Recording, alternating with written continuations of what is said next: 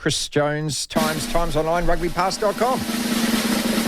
Chris, well, let's start with this morning's result and then we'll wind our way back to the massacre at Twickers. And I'm not talking about the England result, of course. I'm talking about the one the night before. But France, 41-17 over Australia.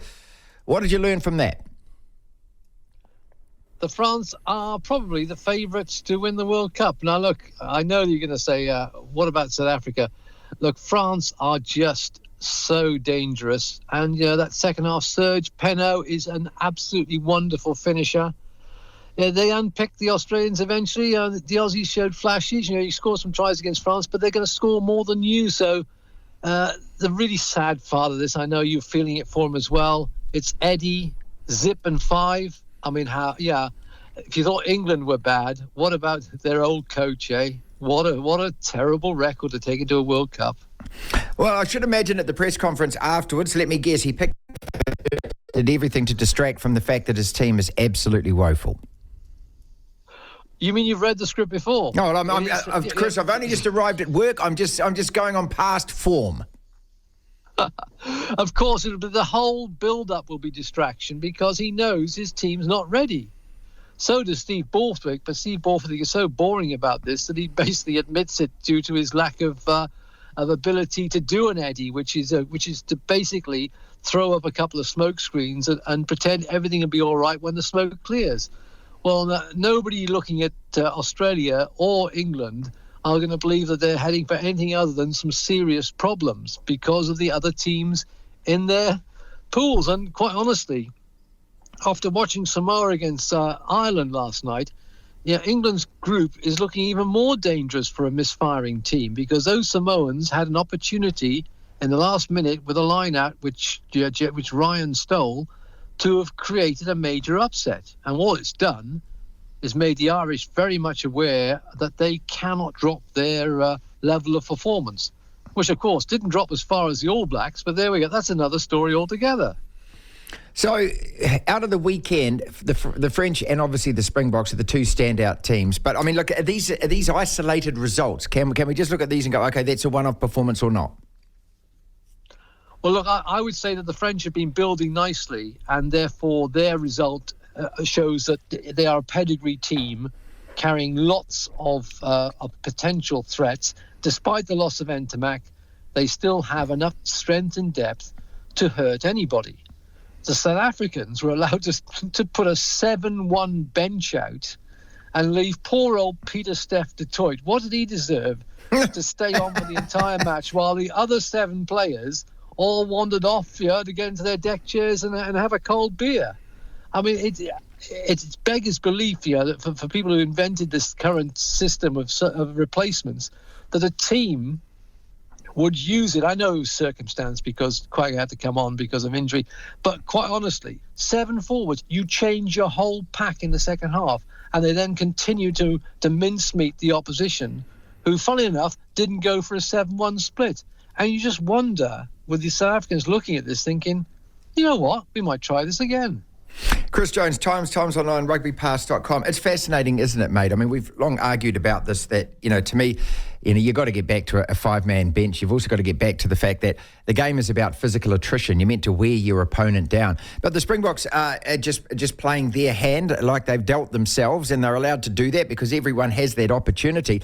But to replace a whole forward pack, what they're effectively saying is, hey, look, if we get one of our backline injured, well, that doesn't actually matter because what we'll do is move a forward into that and then the ball won't go past number 10 anyway because that's the way we're going to play.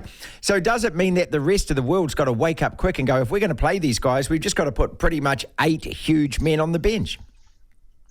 I think it means that 6-2 splits have to be the way for everybody now.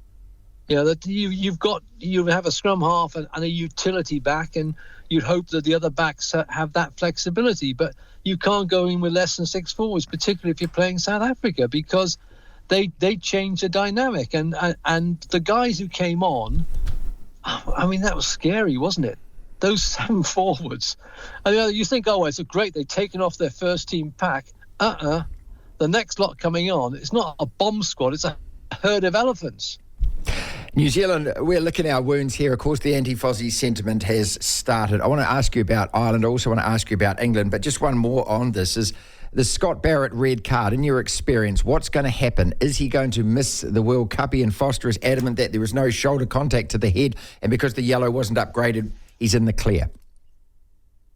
I thought that the process they went through from both incidents was right. I think it showed that he was just a bit of a. It was a dumb thing to do, wasn't it? Mm-hmm. He hit the body. He didn't target the head. He was just lazy. Not as lazy as Billy Vanapola, who managed to hit somebody straight in the head with a lazy tackle. But I think that was just dumb from Scott, and I hope they do stick to the 2 yellows and don't equate to a red, because I thought that was the right decision at the time, and it showed that the system can work, and boy, do we need to know that. And so if I was Scott, I'd be in a much happier position, feeling that he won't be affected by any further ban. I hope that's the case, because the system's in place to do this, to say that, that wasn't a red at the time, with the crowd baying and lots. Take it out, take the emotion out of the situation. We'll talk about the TMOs in a second. The great thing about this international weekend of rugby, and we long lament, don't we, mate, that there aren't that many talking points. I mean, you look at the Ashes, and every day there were heroes and villains and storylines and pantomime, and after this weekend, though, we've got a million different little topics that we can talk about. The TMO in particular, so frustrating, especially in that game between the Springboks and New Zealand, which lasted for 2 hours. I mean, you actually have an extra 20 minutes every half. But as I said, we'll get on to that in a second. Going back to England versus Fiji and then Samoa versus Ireland.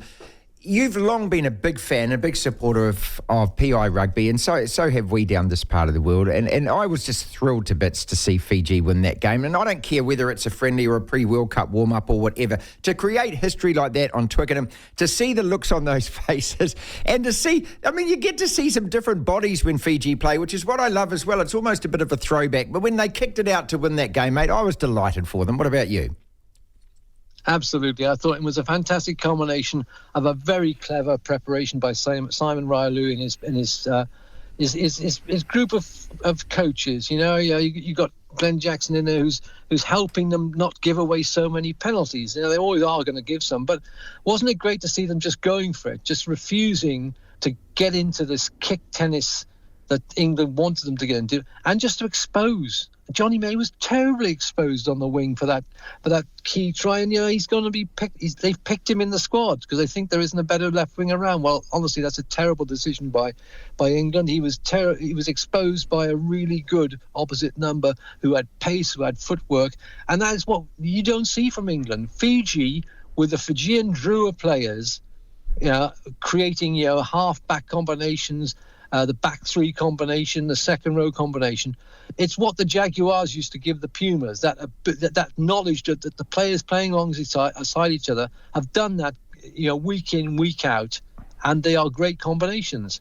And they've got a little bit of strength and depth now, which is fantastic. And they've got Muntz kicking for fun from 10, which never used to be the case with Fiji. And so that they can rely on somebody to give them 12 to 15 points a game. And you add that to that real pace and power they have, and refusal to just be boring, and it's just wonderful. I'm so very happy for Simon and the guys. As far as Ireland goes, I watched that game. I only watched the highlights of England-Fiji, and I didn't know the score, so I was, but I didn't actually sit there for 80 minutes. But I did watch Ireland versus Samoa because I'm fascinated with this Ireland side, knowing that we might actually clash with them in the quarterfinals. Hopefully we don't get that other team that plays in green, Chris. But, so what did Samoa do so well to upset their rhythm? Samoa were just up for it right from the start, from the challenge they laid down. And, they've put into their team some key guys with lots of experience, and the other guys around them have grown up. But they are now believing that they can cause upsets. And they should have won that game. They had that line out in the last minute, and James Ryan stole it. It highlights some of the aspects of the tight play that Samoa still need to improve on, but the scrummage is good. In Theo McFarlane, the Saracen, who was come back from a terrible ACL injury, they have a world star, and his other line-out work had been brilliant, and also around the field. And what they did is they competed so strongly at the breakdown, and it was atrocious conditions, And when they got the ability to counterattack, they went at pace. And Ireland had to scramble like mad. And, they chose that match to be in Bayonne because it's going to replicate when they played Tonga on a smaller stadium with a hostile crowd, probably in rain and not great conditions. So from that sense, it was a lot of good, positive things for Ireland out of it.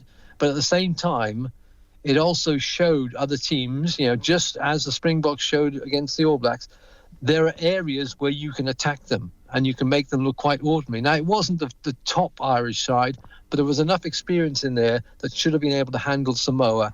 And I thought that was another massive stride forward for Silola Mapasua and his boys. They've put in a lot of work on fitness, and you saw that because you thought, here we come, last 20, Samoa are bound to fall down now because the fitness would go. Did they? Did they? Hell, they were really going strong and could have won it. Really great result for the World Cup. Who's the best teams in the world right now? Who's your top 4 after that?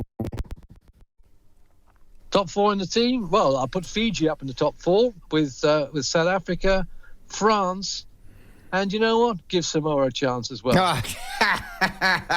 Devlin. Awesome, yes! Yes, can they do it? The Platform.